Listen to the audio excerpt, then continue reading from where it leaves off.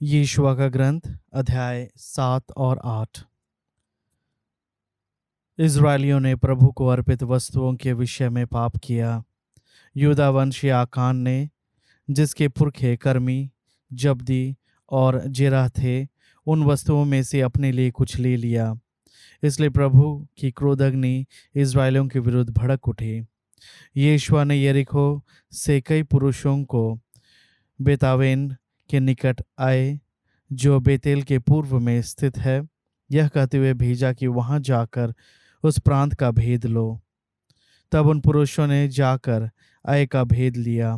यीशुआ के पास लौटकर उन्होंने उससे कहा, वहां सारी सेना भेजने की जरूरत नहीं है। 2 या 3 हजार आदमी जाएं और आय पर आक्रमण करें। उन लोगों की संख्या अधिक नहीं है, इसलिए वहां सब लोगों को जाने का कष्ट ना दें। अतः लोगों में लगभग 3 हजार पुरुष वहां गए, परंतु आय के लोगों के सामने उन्हें पीठ दिखानी पड़ी। आय के लोगों ने उनमें लगभग 36 को मार डाला और नगर के फाटक के सामने से शबारीम तक उनका पीछा किया और ढलान पर उन्हें मार डाला। लोगों का हृदय दहल उठा और उनका साहस टूट गया। यीशुआ ने अपने वस्त्र फाड़े और वह तथा इज़राइल के नेता शाम तक प्रभु की मंजूसा के सामने मुंह के बल पड़े रहे। उन्होंने अपने अपने सिर पर राख डाली। यीशुआ ने प्रार्थना की, हाय प्रभु मेरे स्वामी, तूने क्यों इस प्रजा को यारदन पार करने दिया? क्या तू हमें अमोरियों के हवाले कर हमारा सर्वनाश करना चाहता है? इससे तो यही अच्छा होता कि हम यारदन के उस पार ही रह गए होते। स्वामी, मैं अब क्या कहूँ? इज़राइल ने अपने शत्रुओं को पीठ दिखाई। कानानी और इस देश के सब निवासी यह सुनकर हम पर टूट पड़ेंगे और पृथ्वी पर से हमारा नाम मिटा देंगे। तब तू अपने महान नाम के लिए क्या करेगा? प्रभु ने यीशुआ से कहा, उठो, तुम मुंह के बल क्यों पड़े हुए हो? इज़राइल ने पाप किया है। उसने मुझे अर्पित वस्तुएं लेकर अपने को दी हुई मेरी आज्ञा भंग की। उसने चोरी की और चोरी का माल अपने सामान में छिपा लिया। इज़राइली अपने शत्रुओं का सामना नहीं कर पाएंगे। उन्हें अपने शत्रुओं के सामने से इसलिए भागना पड़ेगा कि वे स्वयं नष्ट हो जाएंगे। मैं तुम लोगों के साथ तब तक नहीं रहूंगा जब तक तुम अपने बीच से मुझे अर्पित वस्तुएं नष्ट नहीं करोगे। उठो, लोगों को पवित्र हो जाने का आदेश दो और उनसे कहो, कल के लिए अपने को पवित्र करो, क्योंकि प्रभु इज़राइल का ईश्वर यह कहता है, इज़राइल, मुझे अर्पित वस्तुएं तुम्हारे पास हैं। जब तक तुम उन्हें नहीं हटा दोगे, तब तक अपने शत्रुओं का सामना नहीं कर पाओगे। इसलिए कल सवेरे अपने अपने वंश के क्रम के अनुसार उपस्थित हो जाओ। प्रभु द्वारा निर्दिष्ट वंश अपने कुलों के क्रम से सामने आएगा। प्रभु द्वारा निर्दिष्ट कुल अपने घरानों के क्रम से सामने आएगा। प्रभु द्वारा निर्दिष्ट घराने के पुरुष एक एक कर सामने आएंगे।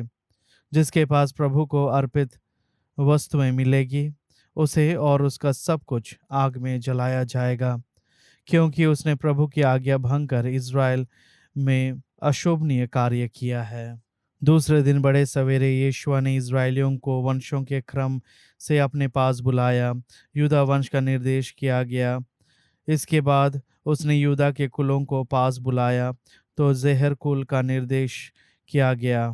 इसके बाद उसने यूदा के कुलों को पास बुलाया तो जेरह कुल का निर्देश किया गया। फिर उसने जेरह कुल के घरानों को एक एक कर अपने पास बुलाया और जब्दी का निर्देश किया गया। फिर उसने उस घराने के पुरुषों को एक एक कर अपने पास बुलाया और आकान का निर्देश किया गया। उसके पुरखे यूदा वंश के कर्मी जब्दी और जेरह थे। तब यीशुआ ने आकान से कहा, बेटा, प्रभु इज़राइल के ईश्वर की महिमा और स्तुतिगान करो। मुझसे सच सच कहो कि तुमने क्या किया है। मुझसे कुछ नहीं छिपाओ। आकान ने यीशुआ को उत्तर दिया, मैंने सचमुच प्रभु इज़राइल के ईश्वर के विरुद्ध अपराध किया है। मैंने यह किया था, मैंने लूट के माल में शिनार देश का एक सुंदर वस्त्र, 200 चांदी शेकेल और 50 शेकेल की सोने की ईंट देखी। मेरे मन में लालच उत्पन्न हुआ और मैंने उन्हें रख लिया। वे मेरे तंबू के भीतर जमीन में गड़े हैं। चांदी सबसे नीचा है। इस पर यीशुआ ने दूतों को भेजा। वे दौड़ते हुए तंबू पहुंचे और वे वस्तुएं सचमुच तंबू के नीचे गड़ी पाई गई। चांदी सबके नीचे थी। उन्होंने उन वस्तुओं को तंबू से निकालकर यीशुआ और सभी इस्राएलियों के पास लाकर प्रभु के सामने रख दिया। इसके बाद यीशुआ सभी इस्राएलियों के साथ जेरा के पुत्र आकान को लेकर और चांदी वस्त्र और सोने की ईंट, उसके पुत्र पुत्रियां, उसके गाय गधे भेड़े, उसका तंबू और उसका अन्य सब कुछ लेकर आकोर की घाटी में पहुंचा। यीशुआ ने कहा, तुमने हमें विपत्ति का शिकार क्यों बनाया? प्रभु आज तुम पर विपत्ति डाले। तब सब इस्राएलियों ने पत्थर फेंक फेंक कर उन्हें मार डाला। पत्थरों से मार डालने के बाद उन्होंने उनको आग में जला दिया। फिर उसके ऊपर उन्होंने पत्थरों का एक बड़ा ढेर लगा दिया जो आज तक वहां पड़ा है। तब प्रभु का महाकोप शांत हुआ, इसलिए आज तक वह स्थान आकोर की घाटी कहलाता है। अध्याय 8। इसके बाद प्रभु ने यीशुआ से कहा, तुम मत डरो और नहीं घबराओ। सब युद्धाओं को साथ लेकर आय पर आक्रमण करो। देखो, मैंने आय के राजा को, उसकी प्रजा, उसके नगर और उसके देश को तुम्हारे हाथ दिया है। आय और उसके राजा के साथ वैसा ही व्यवहार करो जैसा तुमने यरीहो और उसके राजा के साथ किया। हाँ, तुम वहाँ की लूट का माल और वहाँ के पशु अपने लिए ले सकते हो। तुम नगर के पीछे घात लगाओ। यीशुआ उठा और उसने सब सैनिकों को साथ लेकर आई की ओर कूच किया। यीशुआ ने 30,000 वीर योद्धाओं को चुना और उन्हें रात में वहां भेज दिया। उसने उन्हें यह आदेश दिया, ध्यान से सुनो, तुम नगर के पीछे घात लगाकर बैठो। नगर से बहुत दूर नहीं रहो, तैयार रहो। इधर मैं और मेरे साथ के सब लोग नगर की ओर प्रस्थान करेंगे। जब वे लोग पहले की तरह हम पर टूट पड़ेंगे तो हम उनके सामने से पीछे हटने लगेंगे। इस पर वे हमारा पीछा करेंगे। हम उन्हें नगर के बाहर दूर तक खींच ले आएंगे। जब हम उनके सामने से पीछे हट जाएंगे तो वे सोचने लगेंगे कि हम पहले की ही तरह उनके सामने से भाग रहे हैं। तब तुम अपने छिपने के स्थान से निकलकर नगर पर अधिकार कर लोगे, क्योंकि प्रभु तुम्हारा ईश्वर उसे तुम्हारे हाथ दे देगा। तुम नगर को अपने अधिकार में कर लेने के बाद उसमें आग लगा दोगे, जैसा कि प्रभु ने आज्ञा दी है। यह तुम्हारे लिए मेरा आदेश है। यह कहकर यीशुआ ने उन्हें भेज दिया। वे घात लगाकर ऐ के पश्चिम में बेतेल और ऐ के बीच छिप गए। यीशुआ रात में लोगों के साथ रहा। यीशुआ बड़े सवेरे उठा। उसने सैनिकों का निरीक्षण किया और इज़राइल के नेताओं के साथ उनके आगे चलते हुए ऐ की ओर प्रस्थान किया। वह सब योद्धाओं के साथ नगर के पास पहुंचा और ऐ के उत्तर में पड़ाव डाला। उनके और ऐ के बीच खड्डा था। उसने लगभग 5,000 आदमियों को बेतेल और ऐ के बीच नगर की पश्चिमी दिशा में घात में बैठा दिया। उन्होंने सेना को इस प्रकार सज्जित किया, मुख्य सेना नगर के उत्तर में थी और सेना का शेष भाग नगर के पश्चिम में, परंतु यीशुआ ने वह रात घाटी में ही बिताई। आई के राजा ने जब यह देखा तब वह, उसके सब सैनिक और नगर के लोग शीघ्र ही इज़राइल के विरुद्ध लड़ने को अराबा की ओर उतार तक बढ़ गए, क्योंकि उसे पता नहीं था कि उसके विरुद्ध नगर के पीछे से घात लगाई गई है। यीशुआ और सब इज़राइली उनके सामने से हट गए और उजाड़ खंड की ओर भाग निकले। तब नगर में मौजूद सब लोगों से उनका पीछा करने को कहा गया। वे यीशुआ का पीछा करते करते नगर से दूर निकल आए। ऐ या बेतेल में कोई ऐसा आदमी नहीं रहा जो इज़राइलियों का पीछा करने ना गया हो। वे नगर को अरक्षित छोड़कर इज़राइलियों का पीछा करते गए। तब प्रभु ने यीशुआ से कहा, अपने हाथ का भाला ऐ की ओर करो, मैं ऐ को तुम्हारे हाथ कर दूंगा। यीशुआ ने अपने हाथ का भाला नगर की ओर किया। यीशुआ ने ज्यों ही अपना हाथ उठाया, घात में बैठे हुए लोग अपने स्थान से निकल पड़े और दौड़ते हुए आगे बढ़े। उन्होंने उसमें प्रवेश कर उसे अपने अधिकार में ले लिया और शीघ्र ही उसमें आग लगा दी। ऐ के योद्धाओं ने पीछे की ओर दृष्टि की तो क्या देखते हैं कि नगर से धुआं आकाश तक ऊंचा उठ रहा है। अब वे ना इधर भाग सकते थे ना उधर, क्योंकि उजाड़ खंड की ओर भागने वाली इज़राइलियों की सेना मुड़कर अपना पीछा करने वालों का सामना करने लगी। क्योंकि जब यीशुआ और सब इज़राइलियों ने देखा कि घात में बैठने वालों ने नगर पर अधिकार कर लिया है और नगर से धुआं निकल रहा है, तो वे मुड़े और उन्होंने आई के लोगों पर आक्रमण किया। उधर भी नगर से बाहर आकर दूसरे सैनिक उनसे लड़ने आए। इस प्रकार वे दोनों ओर से इज़राइलियों से घिर गए। इज़राइलियों ने सबको मार डाला, ना कोई जीवित रहा और ना कोई भाग सका। पर उन्होंने आई के राजा को जीवित पकड़ लिया और उसे यीशुआ के पास ले गए। जब इज़राइलियों ने निर्जन स्थान के खुले मैदान में, जहां उन्होंने उनका पीछा किया था, ऐ के सब योद्धाओं को मार डाला और जब सभी उनकी तलवार की भेंट चढ़ गए, तब सब इज़राइली ऐ में घुसे और उसके सब निवासियों को तलवार के घाट उतार दिया। उस दिन 12,000 पुरुष और स्त्री ऐ के सब निवासी मार डाले गए।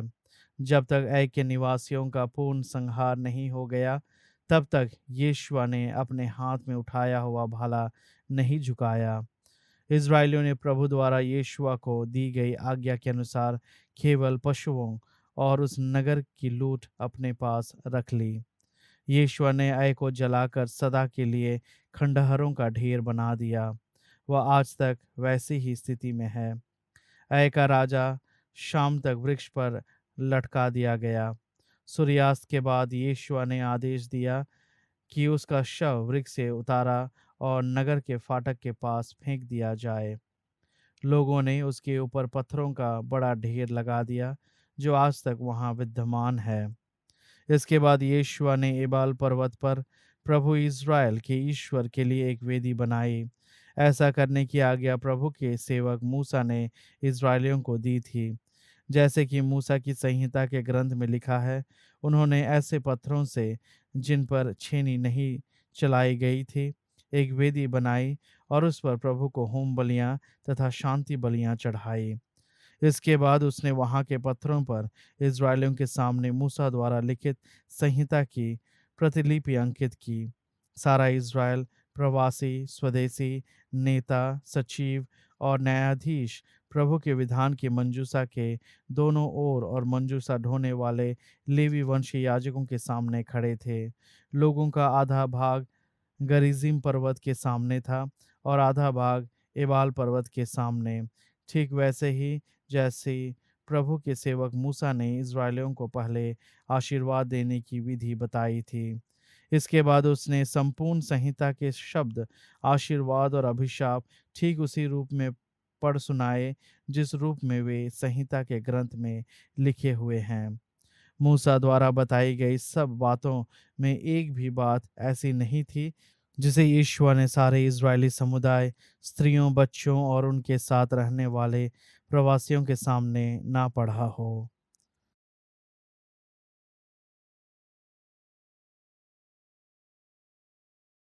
स्तोत्र ग्रंथ अध्याय 107। हालेलुया। प्रभु की स्तुति करो, क्योंकि वह भला है, उसका प्रेम अनंत काल तक बना रहता है।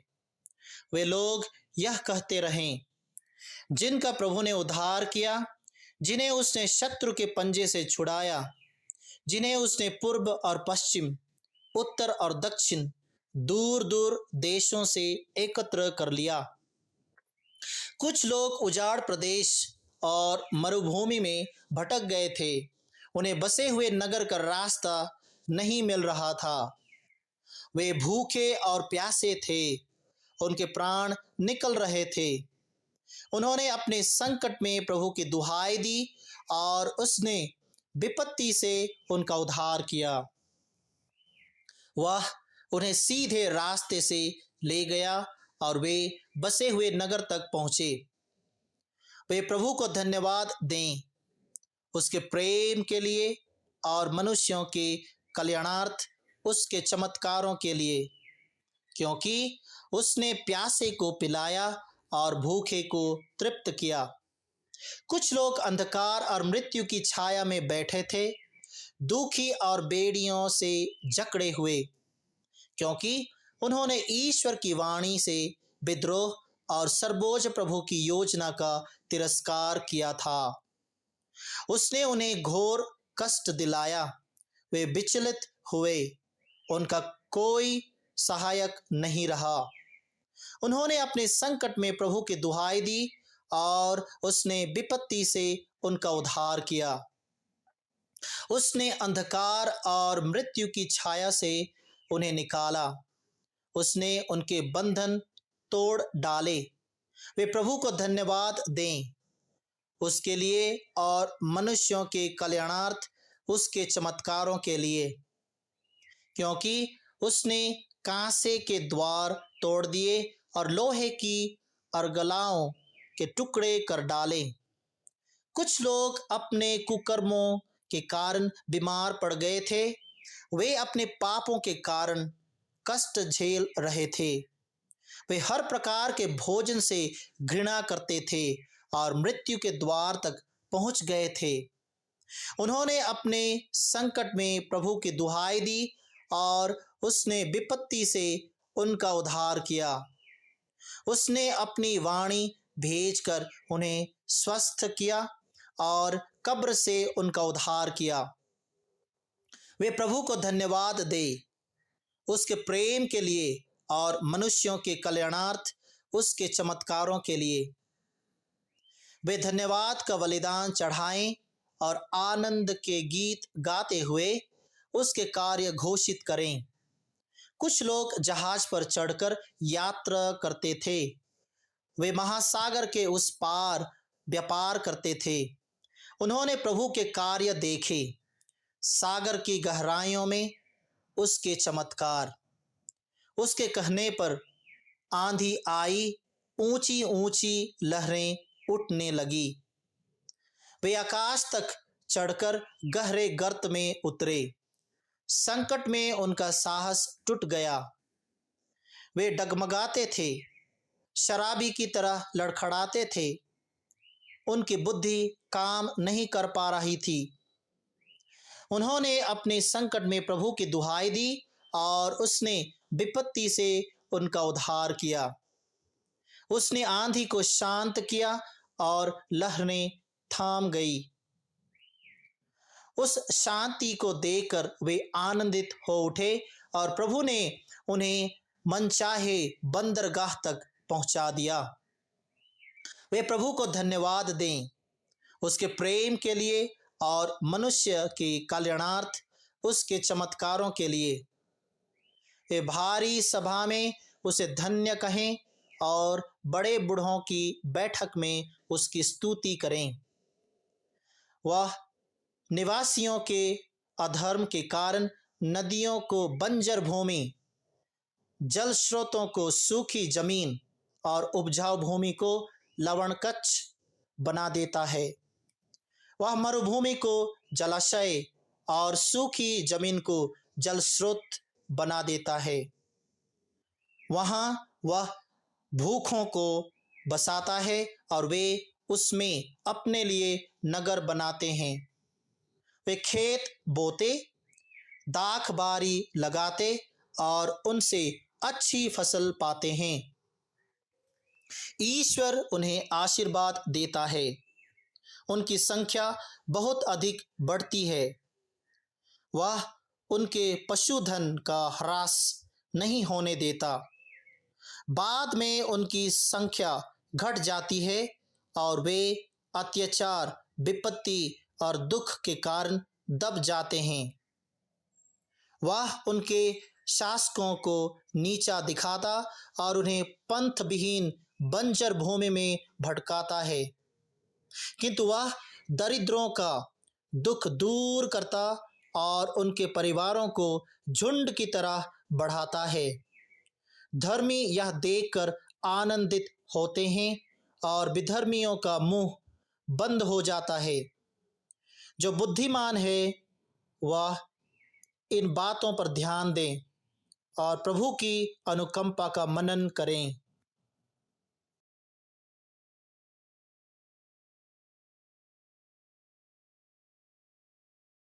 थेसलोनिकियों के नाम संत पौलुस का दूसरा पत्र, अध्याय 1।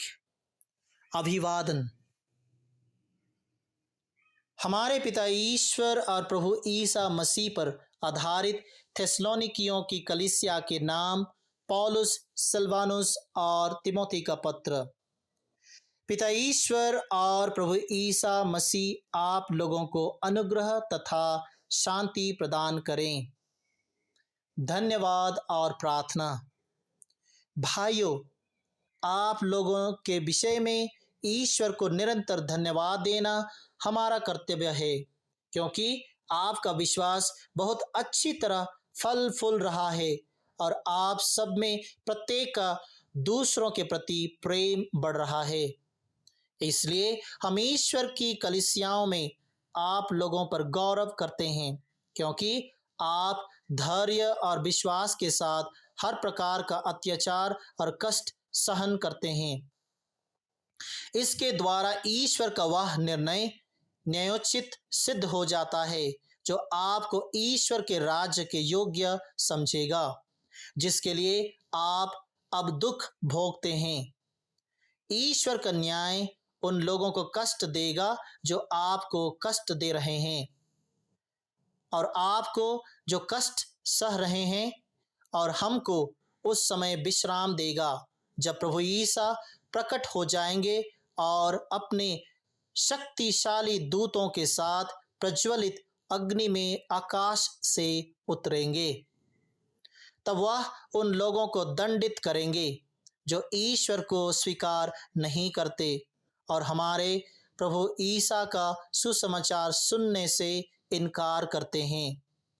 ऐसे लोगों को प्रभु के सानिध्य और उनके सामर्थ्य की महिमा से वंचित होकर अनंत काल तक सर्वनाश का दंड उस दिन मिलेगा, जब वह अपने संतों के साथ महिमान्वित होने और उन सब की आराधना स्वीकार करने के लिए आएंगे जिन्होंने उनमें विश्वास किया होगा। और आप लोगों ने तो हमारे लक्ष्य पर विश्वास किया। हम निरंतर आप लोगों के लिए यह प्रार्थना करते हैं कि ईश्वर आपको अपने बुलावे के योग्य बनाएं और आपकी प्रत्येक सदिच्छा तथा विश्वास से किया हुआ आपका प्रत्येक कार्य अपने सामर्थ्य से पूर्णता तक पहुंचा दे। इस प्रकार हमारे ईश्वर की और प्रभु ईसा मसीह की कृपा के द्वारा हमारे प्रभु ईसा मसीह का नाम आप में गौरवान्वित होगा और आप लोग भी उनमें गौरवान्वित होंगे।